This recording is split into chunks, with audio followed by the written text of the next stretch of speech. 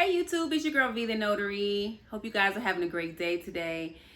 So, you guys, what if I told you guys that you could easily get a small business loan of up to $5 million?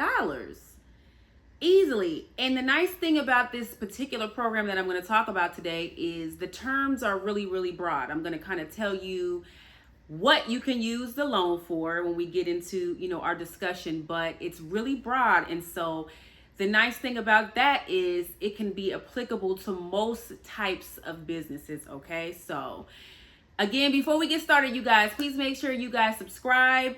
We are a community where we talk about real estate, notary, small business, government contracting, all of that, you guys. So please, if you know anybody who is interested in talking about these types of things and learning about these types of things, share my video, okay? And make sure that you are subscribed before you guys get out of here. All right, so what is the program that I'm talking about today? It is the SBA, Small Business Administration's 7A Small Business Loan Program, okay? So this particular program is very similar to, I think it's kind of equivalent to FHA and the mortgage loans that they provide. And I'm going to tell you guys why, okay? Now, first, before we get started, it's really tough to get a business loan in general. Like if you go to, Wells Fargo or Navy Federal or whatever, there are a lot of parameters that you guys have to meet, and it's really tough. It's harder to get a small business loan than it is a mortgage, okay? And so the nice thing about this SBA 7A Small Business Loan Program is that it is a federal government-backed loan. And so that is what I was talking about as it pertains to its equivalency, sort of, kind of, to FHA loans, where they are backed and guaranteed by the federal government. So these lenders know that in the event of a default or whatever, this loan is going to be federally backed, which is good for you, and it's also good for the lenders, okay? So it makes it not as high risk as if you were going to go and get a loan on your own. And I'm not saying that that's not a good way to do it. I'm just saying that lenders in a lot of instances view these loans to be less high risk, okay, in the event of default, right?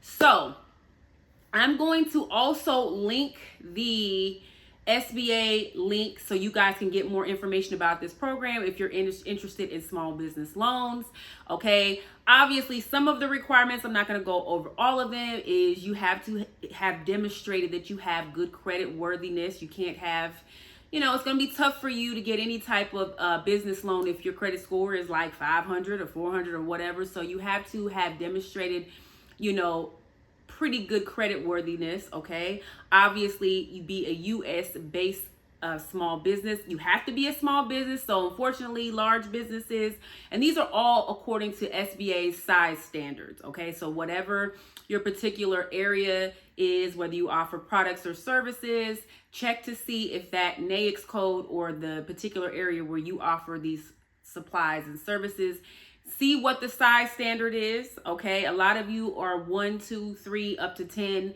people, so you will more than likely qualify, but there are specific size standards. And when I say size, it can encompass how much you make in revenue in addition to how many employees you have. So that when I say size standards, that's what I mean, okay? So make sure that your business qualifies for whatever the size standards is in your industry, okay? So again, you have to be a small business. You have to have demonstrated good credit worthiness, okay? And those are just some of the requirements. There are not too many. If your business is, and your business has to be for profit. So these loans are not for nonprofits, okay? If you're a nonprofit, you should be looking for grants. That's a whole other situation. So these particular loans are for profit small businesses. All right, so let's get into some of the things that you can use the loans for, okay? So there are 7 different seven different areas by which you can use the loan for, okay? So one is acquiring or improving real estate, okay? So if you are going to have an actual place where you're selling goods or services, you're opening up a business, whatever that could be, a clothing store or whatever, and you are going to actually be getting a physical location. You can use it for acquiring that the location, for improving, making, I'm sure you probably will be making changes to the location, so you can use the loans for things like that.